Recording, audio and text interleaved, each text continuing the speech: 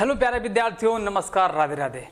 आओ भाई, एक और मास्टर क्लास, क्या प्रबंध का सिद्धांत पार्ट 2 होने वाला है। पार्ट 1 हम लोगों ने देख रखा था। आज फिर एक 20 क्वेश्चन का बल्क आपके सामने आने वाला है और उसको हम करने वाले हैं पोस्टमार्टम। ठीक है, मास्टर क्लास में आज फिर से प्रिंसिपल ऑफ मैनेजमेंट के कुछ क्वेश्चन आपके सामने होने वाले हैं। इससे पहले की क्लास में वहां से भी प्रिंसिपल ऑफ मैनेजमेंट के 20 क्वेश्चन आपके सामने आए हुए थे और हमने एक एक का पोस्टमार्टम किया था और अच्छे से किया था और आपको समझ में भी बड़ी आसानी से आया था। तो आज की क्लास में भी सेम हम कंटिन्यू करने वाले हैं 20 क्वेश्चन और 20 क्वेश्चन का हम करेंगे पोस्टमार्टम बिंदास तरीके से। भाई देखो, एक इंफॉर्मेशन आपके लिए आज फिर से है। क्या इंफॉर्मेशन भाई? इंफॉर्मेशन ये है कि मैं बार बार कह रहा हूं कि एमआरएस की वैकेंसी आने वाली है। बिल्कुल भाई, एमआरएस की वैकेंसी 100% बहुत जल्द आने वाली है। मैंने अकाउंटेंट की क्लास में भी क्या बताया था? मैंने ये बताया था कि 440 सीट जो है, 440 जो स्कूल नए खुल रहे हैं, 740 पहले थे और 440 और ऐड हो गए। तो इसका मतलब क्या हुआ कि अब 440 80 हो जाएगा, 1180 स्कूल आपके सामने अब रन होने वाले हैं। इसका मतलब नंबर ऑफ वैकेंसीज भी अब ज्यादा होंगी। ठीक है, अभी तक क्या था, 38,000 प्लस वैकेंसी आने के चांसेस थे, जिसमें तो 10,000 आ चुका था, 28,000 आना था। अब क्या होगा, इसमें और वैकेंसी ऐड होंगी। देखो कि नेक्स्ट जो है वो कितनी वैकेंसियों पर हमको, भाई जो नया वैकेंसी आने वाले कितनी सीटों पर हमको देने वाला है, वो तो बात की बात है। जब नोटिफिकेशन आएगा तो हम वो देखेंगे कितना आएगा। लेकिन आप लोग के न्यूज यही है कि 440 नए स्कूल भाई फॉर्म हो रहे हैं। ठीक है, तो इन्फॉर्मेशन था। चलो आज के पहले क्वेश्चन पे चलते हैं। पहला क्वेश्चन क्या कह रहा है कि निष्पादन के आवश्यकता सिद्धांत को प्रतिपादित किसने किया? देखो मेरे भाई, कंफ्यूजन नहीं होना है। क्यों सर? अभी हम लोगों ने पिछली क्लास में पढ़ा था, क्या पढ़ा था? वहां पर लिखा था आवश्यकता सिद्धांत। मैंने आपको बताया था कि आवश्यकता सिद्धांत किसने दिया था? मैस्लो भाई साहब ने दिया था। किसने? मैस्लो ने। ये हम पढ़ चुके हैं। ये आवश्यकता जो सिद्धांत मैस्लो ने दिया है वो किसका है? वो अभिप्रेरणा का है मेरे भाई, ये ध्यान रखना। आवश्यकता सिद्धांत जो मैस्लो ने दिया है वो अभिप्रेरणा का है। लेकिन ये जो भाई साहब कह रहे हैं कि ये निष्पादन सिद्धांत की बात कर रहे हैं, तो निष्पादन सिद्धांत मैस्लो का नहीं मेरे भाई, मैक्सीलैंड का। ये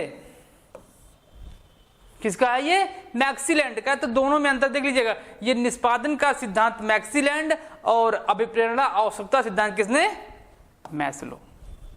और मैस्लो ने 5 अपने इस आवश्यकता सिद्धांत में 5 पॉइंट को बताया है। उस पॉइंट में से बार बार क्वेश्चन निकल के आता है। अभी क्या निकल के आएगा क्वेश्चन मैं आपको बताऊंगा। देखो, एक क्वेश्चन इसका भी आने वाला है, इससे संबंधित।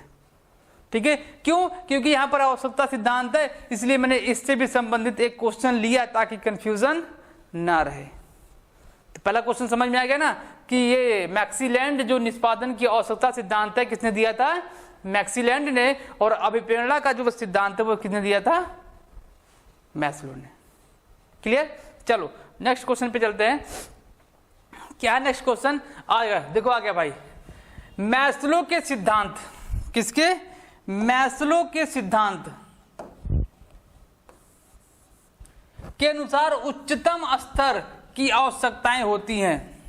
पहले देखो, उच्चतम स्तर की आवश्यकताएं होती है तो उसके पहले मैं आपको समझा दूं क्या है उसकी जो स्तर है, लेवल है, क्या है।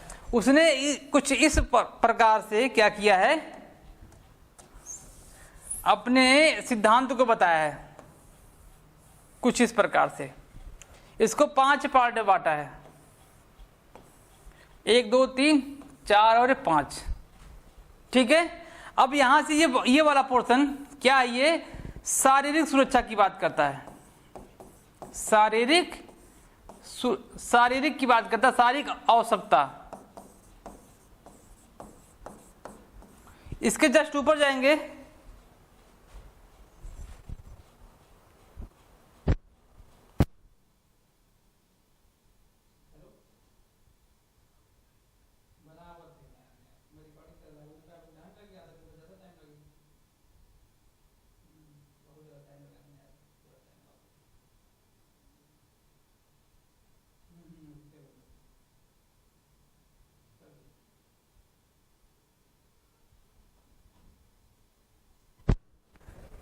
तो ये पहला क्या हो गया, हेलो हेलो, ठीक है, ये पहला क्या हो गया, शारीरिक आवश्यकता। दूसरा क्या है, सुरक्षा, उसने क्या किया, सुरक्षा संबंधी आवश्यकता।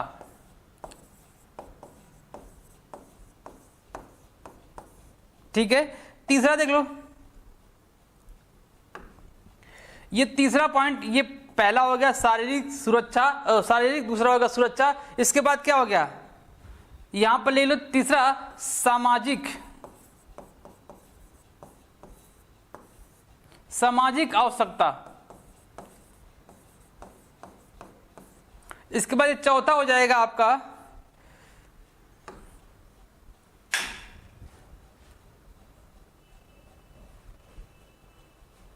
सामाजिक आवश्यकता। चौथा हो जाएगा आपका मेरे भाई आत्मसम्मान, सम्मान,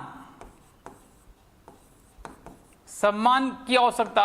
और आपका लास्ट हो जाएगा आत्म अनुभूति या आत्म प्राप्ति। क्या हो जाएगा, आत्म प्राप्ति हो जाएगा। तो देखो इसका क्रम भी डिसाइड किया गया। क्या हुआ, इसका क्रम डिसाइड किया गया, ये पहले नंबर का है, ये दूसरे नंबर का, ये तीसरे नंबर का, चौथे, ये पांचवे। अगर क्रम से पूछे तो पहले नंबर पे क्या हो जाएगा, शारीरिक, दूसरे नंबर पर सुरक्षा, तीसरे नंबर पर सामाजिक, और चौथे नंबर पर सम्मान, और पांचवें नंबर पर आत्म प्राप्ति या आत्म अनुभूति। ये पांचवें नंबर की बात कर रहा है। क्लियर। अब आपसे पूछा है इस क्वेश्चन में, अगर टॉप लेवल की बात करें कि उच्चतम कौन है, सबसे उच्चतम ये है और सबसे निम्नतम ये है। ये वाला पोर्शन क्या है, सबसे निम्नतम है, और ये वाला पोर्शन क्या है, सबसे उच्चतम है। क्लियर। अब देखो क्वेश्चन क्या कह रहा है, देखो क्या पूछा, सबसे उच्चतम पूछ रहा है। तो उच्चतम क्या था, आत्म प्राप्ति की आवश्यकता। ऑप्शन नंबर 1 सही है, आत्म प्राप्ति। क्लियर हो गया ना, क्लियर। देखो तो ये आप जरूर याद करिएगा कि ऐसे ही क्या है, मैस्लो की आवश्यकता सिद्धांत जो बताया गया 5 पॉइंट, ऐसे ही क्रम है। क्रम भी पूछ सकता है और उच्चतम और निम्नतम पूछ सकता है, तो दोनों में आप कंफ्यूज नहीं होंगे। ठीक है, नेक्स्ट क्वेश्चन चलो। हाथॉर्न प्रयोग के संपादक का श्रेय किया जाता है। भाई जो हाथॉर्न प्रयोग था वो किसने दिया था, एल्टन मेयो ने दिया था। और ये जो प्रयोग था हाथॉर्न वाला, ये टोटल क्या है, व्यवहारिक है। व्यवहारिक का मतलब कि मेयो भाई साहब ने क्या किया था, खुद कंपनी में रहकर कई वर्षों तक, कई दशक तक क्या किया था, एक कंपनी में अपने आप को लगाया था। उसमें जितना उन्होंने काम किया, उस अनुभव से उन्होंने क्या किया, ये प्रयोग किया। और एल्टन मेयो ने और उस प्रयोग में एक सिद्धांत निकल के आया जिसका नाम क्या था, मानवीय सिद्धांत। क्या निकल गया है, मानवीय सिद्धांत। तो मानवीय सिद्धांत में साफ साफ चीज है, ये मानव के व्यवहार को क्या करता है, प्रयोग किसने किया, मानव के व्यवहार पर उसने क्या किया, पूरा का पूरा उसने, उसका जो रिसर्च था किस पे था, मानवीय व्यवहार पर था। और इसीलिए इसको व्यवहारिक प्रयोग कहा जाता है। और मानवीय जो सिद्धांत है उसलिए व्यवहारात्मक सिद्धांत भी कहा जाता है। क्वेश्चन बन सकता है कि निम्न में से बताइए कौन सा ऐसा सिद्धांत है जो व्यवहारात्मक है, तो कौन सा है, मानवीय सिद्धांत। क्लियर। तो ऑप्शन क्या था, ये Elton Mayo. Next question please. इसमें देखो कौन कौन दिया है, ट्रकर, एम्बियो दिए हैं, टेलर वैज्ञानिक सिद्धांत, और हेनरी फ्योल 14 सिद्धांत दिए हुए। ये कई बार हम देख चुके हैं। सत्ता का विकेंद्रीकरण संभव है, डिसेंट्रलाइजेशन। भाई सत्ता का विकेंद्रीकरण क्या है, संभव। सत्ता का विकेंद्रीकरण कैसे, भाई क्या होता है पहले ये देख लो। विकेंद्रीकरण का मतलब क्या है, विकेंद्रीकरण का मतलब होता है कि कार्य को किसी अन्य कर्मचारी को देना, अन्य कर्मचारी को देना, ठीक है। विकेंद्रीकरण का मतलब अपने ऊपर जो प्रेशर है उस प्रेशर को थोड़ा सा कम करना। विकेंद्रीकरण का मतलब ये। क्यों ऐसा क्यों होता है, इसलिए ऐसा होता है कि प्रबंधक को चाहिए विकेंद्रीकरण करके अपने भार को थोड़ा सा कम करे और उस भार को कम करने का ये मतलब थोड़ी कि फ्री हो जाए, नहीं, वो अपवाद संबंधी जो प्रबंध है उस पर थोड़ा सा फोकस करे, थोड़ा सा उस पर फोकस करे। जो कर्मचारी वर्ग या निम्नतम वर्ग के जो अधिकारी हैं वो उस पर कम पकड़ पा रहे हैं, तो इनको उस पर ध्यान देना चाहिए। ठीक है, तो अपवाद संबंधी जो पॉइंट बच रहे हैं, इस विकेंद्रीकरण के कर देने से जो टॉप लेवल के मैनेजमेंट है अपवाद संबंधित पॉइंट को क्या करेंगे, थोड़ा सा केयर करेंगे। बात समझे ना? तो विकेंद्रीकरण का मतलब क्या है कि अपने कार्य को किसी सेकेंड पर्सन को दे देना, और उसको क्या बोला जाता है, उसको बोला जाता है डेलीगेशन। प्रत्यायोजन द्वारा विकेंद्रीकरण संभव है, प्रत्यायोजन द्वारा विकेंद्रीकरण संभव है। प्रत्यायोजन का मतलब क्या है? प्रत्यायोजन का मतलब है कार्यभार तो दे दिया गया, उसके साथ साथ उसको अधिकार भी दिया जाता है, काम करने का अधिकार भी, कुछ राइट्स मिलने चाहिए। लेकिन विकेंद्रीकरण का मतलब या डेलीगेशन का मतलब ये नहीं है कि टॉप लेवल का जो अधिकारी है अपने निजी कर्मचारियों को काम करने के लिए दिया है तो अपने वो दायित्व से मुक्त हो गया, बिल्कुल भी नहीं है। अंत में पूरी रिस्पॉन्सिबिलिटी किसकी होगी? जो डेलीगेट किया हुआ है उसकी होगी। यहाँ पर उत्तरदायित्व का डेलीगेशन नहीं होता, मोस्ट इंपोर्टेंट पॉइंट है भाई। केवल और केवल यहाँ पर किसका होता है? राइट्स का होता है। मतलब कि अधिकार को डेलीगेट किया जा सकता है, ना कि उत्तरदायित्व को। क्लियर? तो इसका आंसर क्या हो गया? डेलीगेशन। ओके, नेक्स्ट क्वेश्चन देखो क्या कह रहा है। अगला क्वेश्चन पढ़ो भाई। भारांपण किया जा सकता है, इसी को देखो डेलीगेशन बोलते हैं। सेम क्वेश्चन, इसी क्या बोलते हैं? डेलीगेशन बोलते हैं। किसका होता है? अधिकार का, ना कि उत्तरदायित्व का। भारांपण को ही क्या बोला जाता है? प्रत्यायोजन बोला जाता है। अंग्रेजी में क्या बोला जाता है? डेलीगेशन बोला जाता है। और डेलीगेशन में केवल और केवल अधिकार का ही डेलीगेशन हो सकता है, ना कि उत्तरदायित्व का। क्लियर? Next question. यदि एक अधिकारी के 2 अधीनस्थ हैं तो संबंधों की कुल संख्या क्या होगी? भाई देखो, इसको याद करने की जरूरत नहीं है। ये किसने दिया है? ग्रेकुनाज ने। ग्रेकुनाज भाई साहब ने ये सिद्धांत दिया है, और सिद्धांत में फॉर्मूला बताया है कि अगर संख्या निकालना है तो n का ब्रैकेट के बाद n लिखेंगे, 2 का पावर n, और 2 इसके बाद क्या करेंगे? Plus n minus 1, n minus 1। ये फॉर्मूला है, फॉर्मूले पे क्या कर देंगे? अप्लाई कर देंगे। अब n क्या है? देखो n कह रहा है कि 2 अधीनस्थ। n की संख्या कितनी मिल गई? n की संख्या मिल गई 2। अब n पे आप रख लीजिए, तो n को जो यहाँ पर है उसको 2 रख दीजिए, 2 का पावर 2 कर दीजिए, 2 कर दीजिए, यहाँ पर प्लस 2 माइनस 1। सॉल्व कर लीजिए तो कितना आ जाएगा? आपका आ जाएगा 6। तो आंसर आ गया आपका C 6। ठीक है, फॉर्मूले को रख के सॉल्व करेंगे तो आपको आंसर मिल जाएगा। Okay, next question. अंगूरी लता आता है, जो ये क्या होता है? अनौपचारिक कम्युनिकेशन होता है। अंगूरी लता को ग्रेपवाइन बोलते हैं। आपसे बार बार ये क्वेश्चन पूछता है, और अब की बार भी आएगा। बस हो सकता है कि थोड़ा सा फॉर्म चेंज करके आए।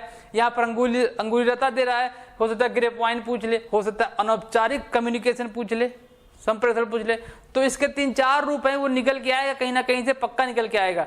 तो कह रहा है कि अंगूरी लता होता है, कुछ नहीं देखना भाई, इनफॉर्मल कम्युनिकेशन होता है, अनौपचारिक संगमन के अंतर्गत आता है। इसमें क्या होता है?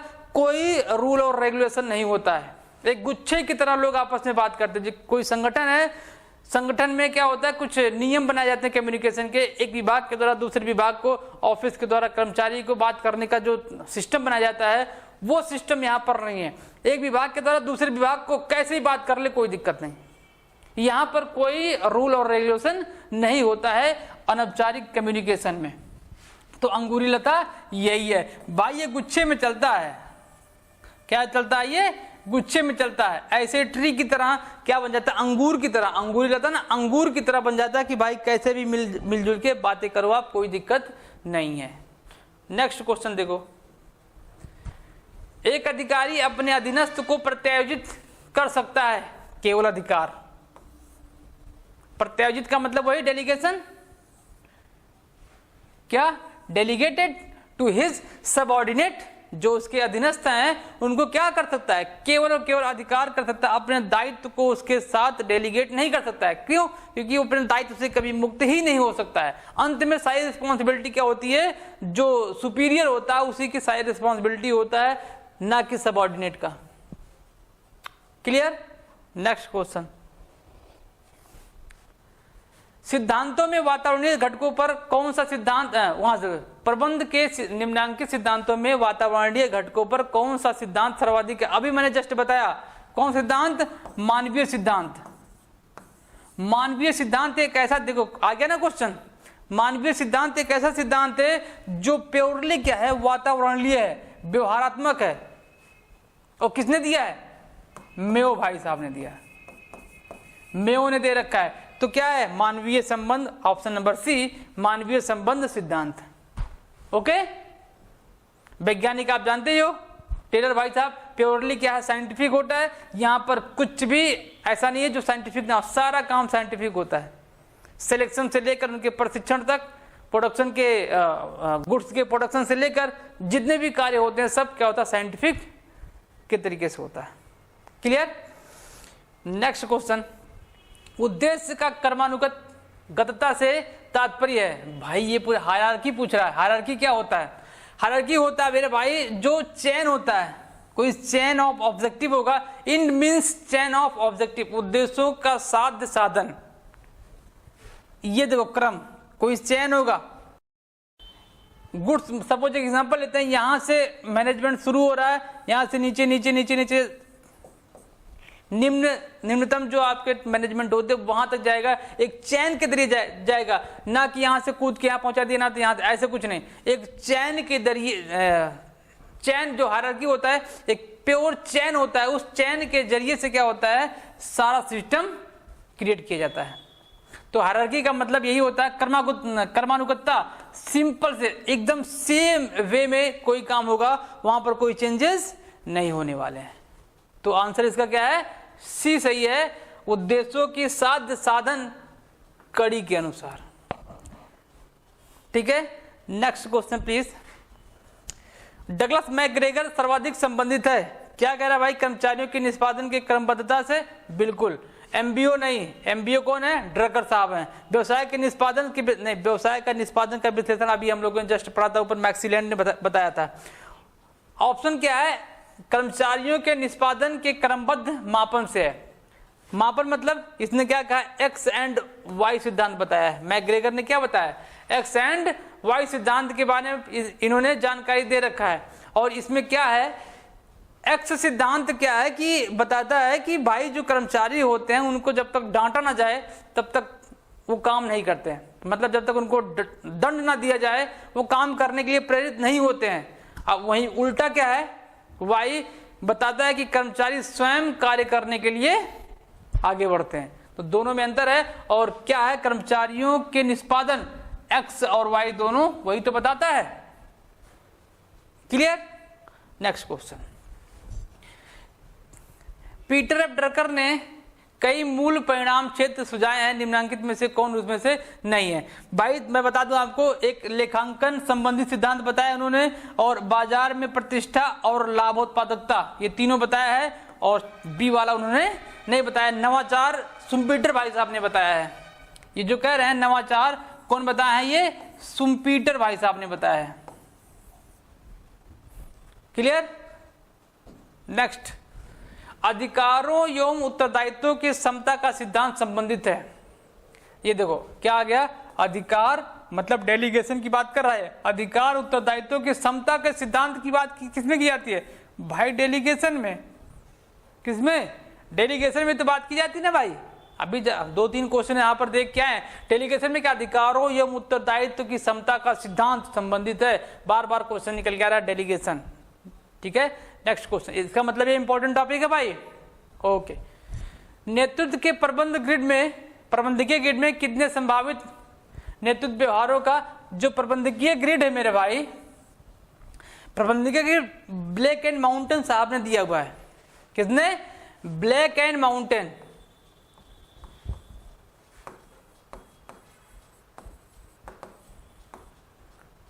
उन्होंने कितना 81 ऐसे व्यवहार के बारे में बताया है जो क्या होता है, नेतृत्व के काम में आता है। नेतृत्व से संबंधित है क्या, प्रबंधकीय ग्रिड। ब्लैक एंड माउंटेन साहब ने कितना बताया है, 81। इसको बस याद करना है। अब 81 क्या क्या है आपको याद करने की जरूरत बिल्कुल भी नहीं है, बस आप याद कर लीजिए प्रबंधकीय ग्रिड किसने दिया, ब्लैक एंड माउंटेन, और इसमें कितने नेतृत्व व्यवहार बताए हैं, तो 81। नेक्स्ट क्वेश्चन, अधीनस्थों की महत्व को बढ़ाने वाला प्रत्येक कदम, भाई प्रत्येक कदम विकेंद्रीकरण। किसी भी अधीनस्थ के महत्व का महत्व कब बढ़ेगा भाई, जो अधीनस्थ है उसके महत्व कब बढ़ेंगे, जब उसको काम दिया जाएगा और काम के साथ एक अधिकार भी दे दिया जाए कि भाई ये आपका राइट्स है, आप इस पे अपना काम कर सकते हो। तो जो उसका अधीनस्थ होता है वहां पर उसको गजब का फीलिंग होता है कि भाई जो सुपीरियर हमसे काम करवाना चाहता है और हमको ये अधिकार दिया है ये काम करने के लिए। तो यहाँ पर क्या होता है, इसके महत्व में इंक्रीजमेंट होता है। किस कारण से, विकेंद्रीकरण। तो यही केंद्रीकरण का मतलब क्या, सुपीरियर सारे काम अपने खुद करेगा, कुछ भी किसी से नहीं करवाएगा। जो भी काम है वो खुद डिसीजन भी लेगा, प्लानिंग भी खुद करेगा, जो काम करना है लीडरशिप भी खुद करेगा। तो सेंट्रलाइजेशन का मतलब ये होता है, लेकिन विकेंद्रीकरण का मतलब होता है कि काम को बांट दो मेरे भाई, काम को बांट दो तो विकेंद्रीकरण होगा। ठीक है, नेक्स्ट क्वेश्चन, संगठन की प्रक्रिया के लिए क्रियाओं के विश्लेषण, निर्णयों के विश्लेषण तथा संबंधों के विश्लेषण। देखो क्या कह रहा है आपको संगठन, ये परिभाषा है मेरे भाई, ये परिभाषा है। आपको की पॉइंट याद करना है, क्रियाओं के विश्लेषण, निर्णयों के विश्लेषण और संबंधों के विश्लेषण किसने दिया है। आपको बस याद करना कि जो कुंट भाई साहब हैं, कुंट एंड ओ डोनेल, उन्होंने इस परिभाषा को बता रखा है। क्लियर, ओके चलो। बाकी ड्रकर साहब ने क्या दिया, एमबीओ आपको पता ही है, टेलर ने बार बार आ रहा साइंटिफिक, और न्यूमैन भाई साहब कुछ दिए होंगे, ये मुझे याद नहीं आ रहा है। ठीक है,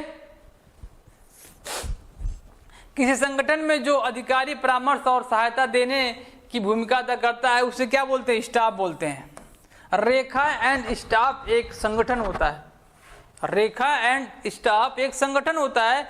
उसमें ये पूछ रहा है कि परामर्श कौन देता है, परामर्श भाई उसमें स्टाफ देता है, और जो रेखा होता है उस परामर्श को मानता है कि नहीं मानता, उसकी भाई वो खुद जाने कि हम उसके परामर्श को मानेंगे कि नहीं मानेंगे।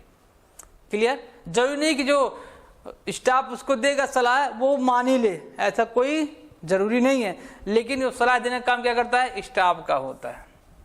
क्लियर, नेक्स्ट क्वेश्चन, वे निर्णय जो बार बार एक परिचित संदर्भ के परिप्रेक्ष्य में लिए जाते हैं कहलाते हैं।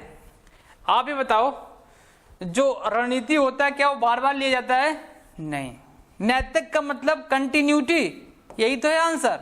ये कह रहा कि बार बार एक परिचित संदर्भ में परिप्रेक्ष्य हो, तो नैतिक रूटीन डिसीजन ही ऐसा है जो बार बार डिसीजन लिया जाता है रूटीन में, और ना तो नीति, भाई नीति एक ही बार बनता है अकॉर्डिंग टू जैसे उसका परफॉर्मेंस होगा, बाद में चेंजिंग होगा, लेकिन जो ये रूटीन डिसीजन होता है ये बार बार चेंज होता रहता है। तो इसका आंसर आपका रूटीन डिसीजन है। अनौपचारिक संगठन होता है, सेम क्वेश्चन अभी आया था, अंगूरी लता उसी का एक पार्ट है।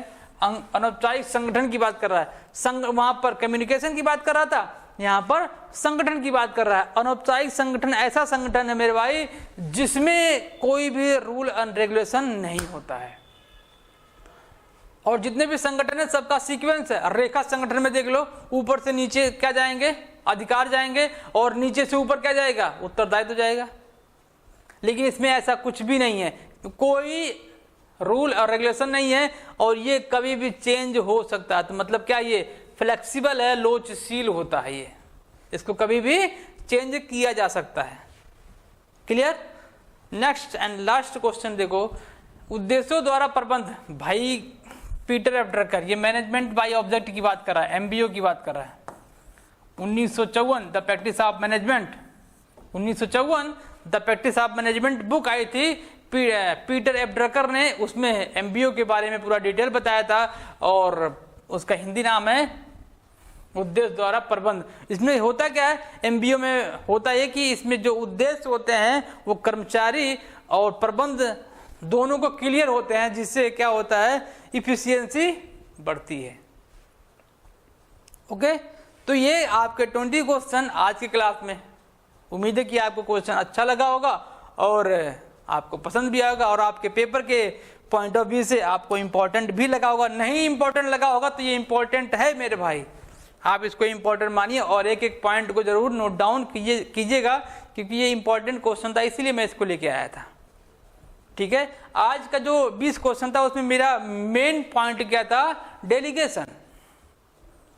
डेलीगेशन से संबंधित मैंने आज ज्यादा क्वेश्चन लिया था और डेलीगेशन ही मुझे आपको आज समझाना था। ठीक है, तो मिलते हैं आपसे अगले क्लास में, तब तक